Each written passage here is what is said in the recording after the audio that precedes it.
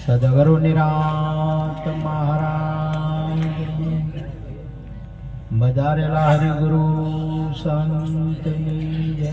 ચામુંડા માત કી જય. આ ગામ પરિવાર આજે પવિત્ર ભૂમિયા અજુજા મુકામે માતાજીની પ્રાણ પ્રતિષ્ઠા નિમિત્તે આખા ગામજનો બધા પરિવાર મળી સુંદર આજનું એક કાર્ય કર્યું. સાથે સાથે સંતોને તેડ્યા. એ બહુ મહત્વની બાબત છે.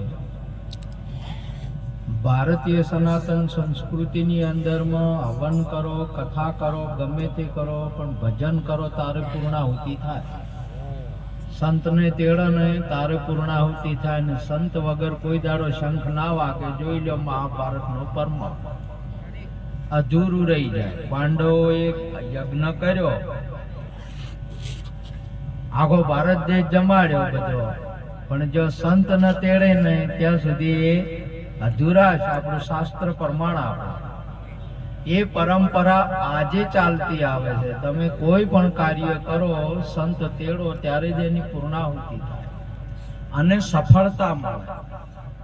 અને તમામે તમામ કાર્યનું ફળ છે સંતોને આપણે તેડવા. એ સંતોને આપણા ઘરે બોલાવવા એ જ એનું ફળ છે. અને સંત ઘરે આયા ને એટલે તમારે પરમાત્મા ઘરે આયા. હરને હરિજન એક છે જેમ પાણીમાં પાણી. સંત એટલે પરમાત્મા કહેવાય.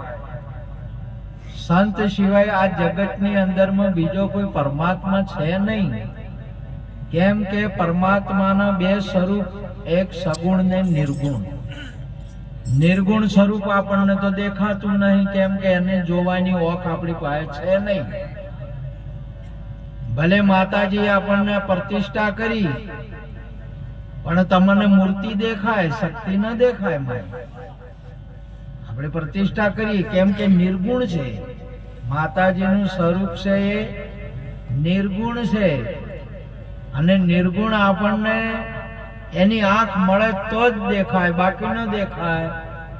અને સગુણ, આ સગુણની આંખ એ સગુણ દેખાઈ આવે. પરંતુ દેખાય અને સમજવું, દર્શન કરવા, એમાં બે ફરક રહેલો છે. દેખાય ખરું, પણ સમજણ ના હોય ને તો દર્શન ન થાય.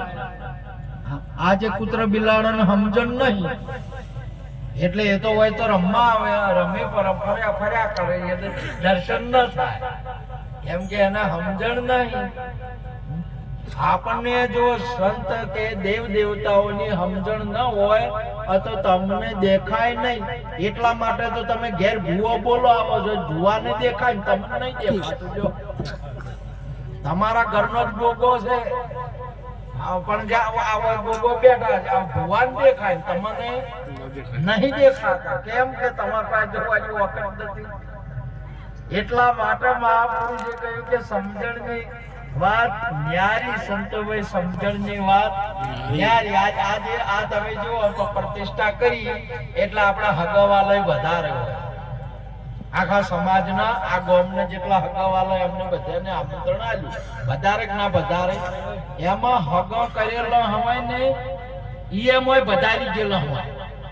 આવે કે ના આવે મેળામાં તો આવે, પણ આ ભાઈને હવે ખબર નહીં, પેલી બેનને ખબર નહીં કે અરે અમારા આદમી દેખાય ખરી, જોવે ખરા, પણ ગમે એમ ફરી તો કોઈ વાયન ખબર પડે કે ઓળખી ખરા કે અમારા ઘરવાળા છે. એમ ના ભૂલ્યા સુધે ભીટકાઈ ગયા અને ધક્કું વાગ્યું તો ભોગ મળી ગયા.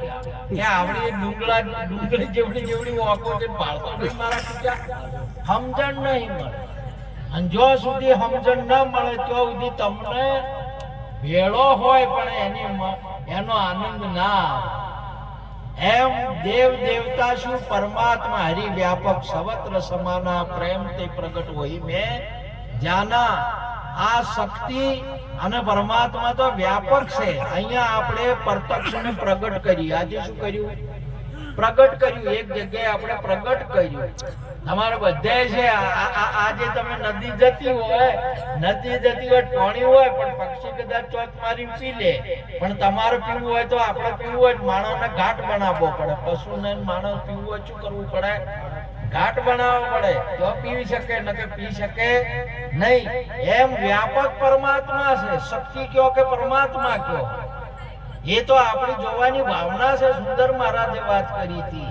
આ તો હરિરૂપ છે, પરમાત્માના રૂપ છે. પરમાત્મા સિવાય બીજું કોઈ નથી. એથી વિશેષ આત્મા સિવાય બીજું કોઈ નહીં. હાલ તમે ભગવાનને કદાચ કોઈ ના સમજી કહો, પણ તમે આત્મા છો એ તો તમને ખબર પડે કે ના પડે? આત્મા છો એ તો પાકું છે કે ભગવાન છે એ તો કદાચ શાસ્ત્ર ઉપર કે તમારે સંતો ઉપર વિશ્વાસ રાખવો પડે, પણ આત્મા છો એ તો તમને ખબર જ છે. પણ છતાં તમારું આને તમે આત્મા સમજો ને પેલી આત્માડીઓ સમજો છો. હવે શું કરવાનું કહો? પેલી બેઠી ને શું કહો છો? આત્માડીઓ. આ વાયને શિવ કહો છો ને તમે વાયન શક્તિ કહો છો. બોલો હવે આ તો તમારા એમ છે કે આત્મા જ છે. આત્મા સિવાય બીજું કોઈ નહીં. બોલો. પણ આ તો તમારે લુગડા પહેરે ને શરીર ને લુગડા પહેરે એક જ ધોતિયું અને સાડી એક જ વસ્તુમાંથી બનેલા છે. રૂમાંથી જ બનેલા છે. બે મટીરિયલ બેમાં એક જ છે. આજે બંગડી અને ટૂંપીઓ એક જ મટીરિયલ માંથી બન્યો છે, હોનામાંથી. પણ ઘાટ ગળ્યો એટલે હવે તમારી દ્રષ્ટિ લાજી એકમાં નારી દેખાડી, એકમાં નર દેખાડો. અને બંનેમાં હોનું એક જ છે. આ વિશ્વની અંદરમાં આત્મા એક જ છે. એની આત્માળિયું નહીં. પણ આપણે માની બેઠા છો, આપણે કોકને સમજી બેઠા છો આવું. એટલા માટે જોવાની શક્તિ, આત્માને જોવાની શક્તિ મહાપુરુષો દ્વારા મળે. અને જ્યાં સુધી આપણે આ જોવાની દ્રષ્ટિ ન મળે, તમે જો અર્જુનજીના સામે જ પરમાત્મા ઉભા, કૃષ્ણજી અર્જુનજીના સામે ઉભા હતા, ને એક બાજુ 7 અક્ષરની સેના ને એક બાજુ 18 અક્ષરની સેના. પણ આને તો હજી હાલો જ દેખાતા હતા. બોલો કેમ કે આને ભગવાન જોવાની દ્રષ્ટિ મળી નથી. અને જ્યારે ભગવાને દ્રષ્ટિ આલી, એને ઓળખવાની દ્રષ્ટિ આજે તમારે જો શાસ્ત્ર ભરપૂર ભરેલો જ છે, પણ તમને નિહાળમાં ના જ્યાં હો તો એકલાની ખબર પડે ખરી? ક ખ ગ ની ખબર પડે ખરી? કેમ કે ભણ્યા જ નથી. એ ભણતર તો કાળા અક્ષર ભેસ બરાબર બધું તમામ છે. આજે આ મેડિકલમાં તમે જો આખી દવા છે બધી ભરેલું, મેડિકલ આખું દવાનું ભરેલું છે. પણ હવે આપણે હવે ભણ્યા નથી તો ચી ગોળી ગુંબડે લાખવું પડશે, ખબર પડે?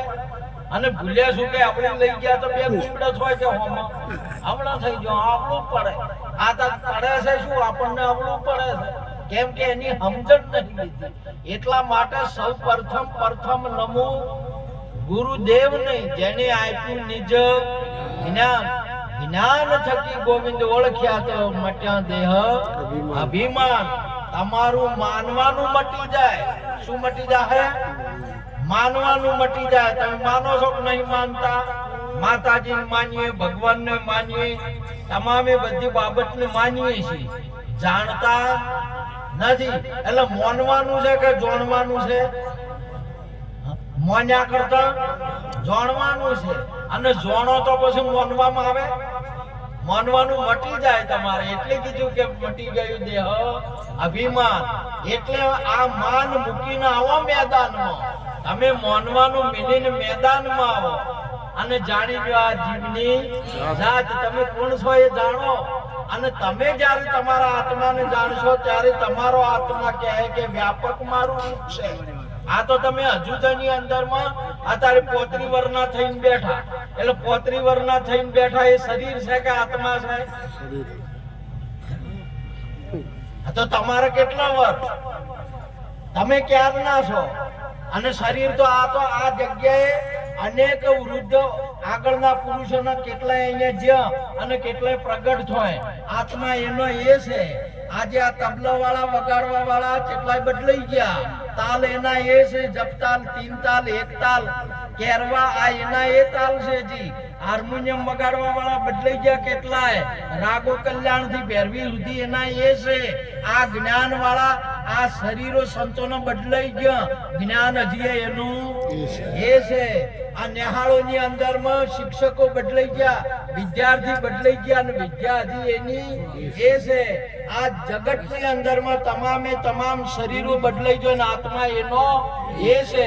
એટલા માટે મહાપુરુષો કે આત્મ આદુ અનાદિનો એવો છે, એ વધે ઘટે ના એવો, એને સમજી અંતરમાં લેવો.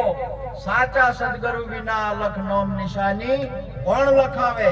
તમે તમારા આત્માને ઓળખો એટલે તમે કાયમ ના છો.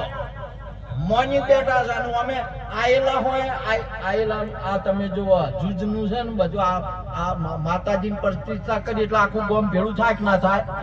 થાય. એમાં પેલા જૂજ હોય ને એનું હેડે કાયમ ના છે, ઘણા હોય એટલે એનું હેડે કે પેલા એક ઘરવાળો હોય ને આયેલો હોય ચેડછો, એ કે નહીં પ્રતિષ્ઠા આવી રીતે કરવી છે, હેડવા દે એનું ના હેડે એનું. ચમ કે પેલા કાયમ ના છે, કાયમ વાળાનું હેડે. આ તમે જો આ શરીર છે એ કાયમનું છે કે આત્માનું છે? આત્મા છે કાયમનો, કાયમનો હેડે. અને આ શરીરનું કોઈ આવે નહીં. તમારે આનાથી ખાલી ભજન જ થઈ શકે, આનાથી તમારો ઉદ્ધાર થઈ શકે, બીજું આનું કોઈ આવે નહીં. તમે જો ટૂંકીઓ ઘડાવા ગયા ને કન્યા લાયા, પૈણીને લાયા કે પૈણીને લાયા ને થોડું કરજો કર્યો તો ફેર પાછું ભરપાઈ કરવા ટૂંપીઓ વેચવા ગયા એટલે ટૂંપિયાના કેટલા પૈસા આવે? ટોપિયાનું કોઈ ના આવે, હોના ના આવે, ટોપિયાનું કોઈ આવે? ખાલી એ તો અવસર કરવા માટે હતો. આ એ તમારે ભજન કરવા માટે આવું સુંદર મળ્યું છે માતા પિતાના દ્વારેથી. અને માતા પિતાના દ્વારેથી મળી અને માતાએ એની નોબ કાપી અને આ શરીરની અંદરમાં પ્રાણની પ્રતિષ્ઠા કરી. કેની કરી? માતાએ એની નોબ કાપી અને આમાં કેની પ્રતિષ્ઠા કરી? માતાજીની કરેલી છે. આ કેની પ્રતિષ્ઠા કરેલી છે? માતાજીની. આ હાસી છે, કાજી હાસી છે. આ પ્રતિષ્ઠા કરી છે આવી એટલે માતાજીનો ઉપકાર મોનો તમે. એટલા માટે માતાજીને પ્રતિષ્ઠાઓ કરવામાં આવે છે. પણ આ દર્શન જોઈને આપણે હાસું સમજવાનું છે. આ તો પેલી ભેંસો છોડી કે ઠાઠા ના છૂટતો પેલા એમાં અમુકની સરપંચ જેવી ભેંસો ધાપેલી હોય કે બળી ધાપેલી હોય એટલે સરીએ ના સરવા દઈએ ના. અને ફૂંગરાઈ ફરતી હોય ને આમથી આમ ઉડતી હોય તો ઊભી ના રહે. એના માટે પછી શું કર્યું? પેલા સારવા વાળા ડેરો બોજો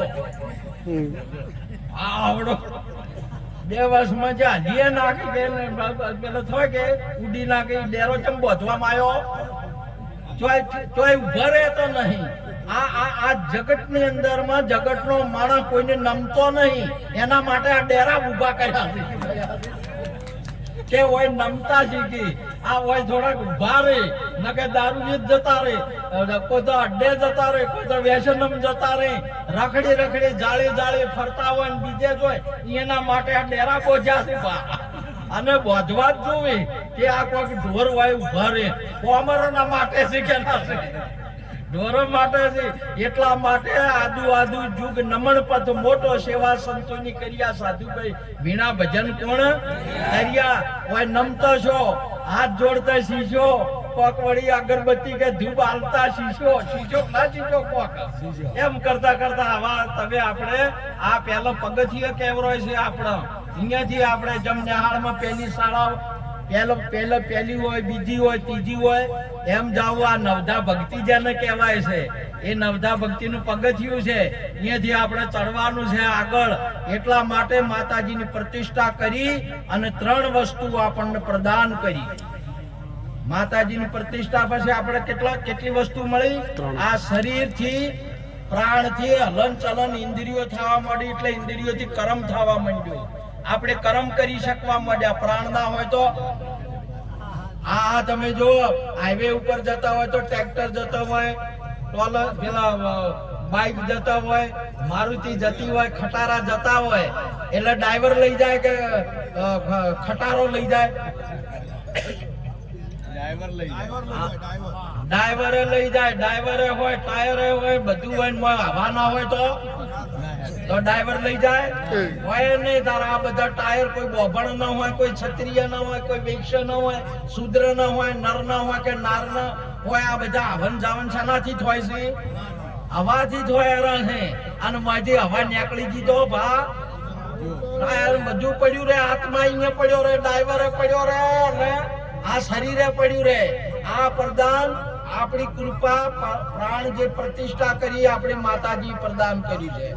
એટલા માટે પહેલી નમન મારી માતા પિતાને, આપણા માતાજી એટલે એનાથી કર્મ થાય.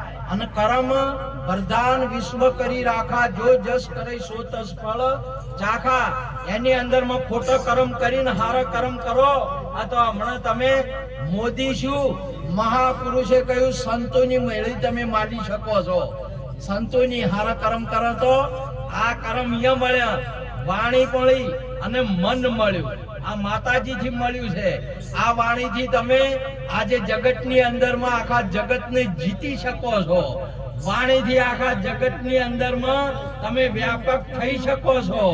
અને આ મનથી તમારે વૈજ્ઞાનિક ડોક્ટર થવું હોય તો તમે આ મનથી થઈ શકો છો. એવું આપણને મન આલ્યું છે. એ મોટી માતાજીની કૃપા છે આપણા ઉપર. માટે આ જગતની અંદરમાં માતા પિતાએ આલ્યું એવું બીજું કોઈ ના આપી શકે. માટે આજનો યોગ આપણે માતાજીનો આ સંતોને તેડી આપણને જે લાભ લેવરાયો, અને આજે આપણે જે આ યોગ મેળવી આત્માને પ્રાપ્ત કરવાનો, પ્રગટ કરવાનો યોગ મેળવાયો, એ આ ગામ પરિવારને, આ સંતોને નમન કરી વાતને પૂરી કરું છું. બોલો સદગુરુ મહારાજ.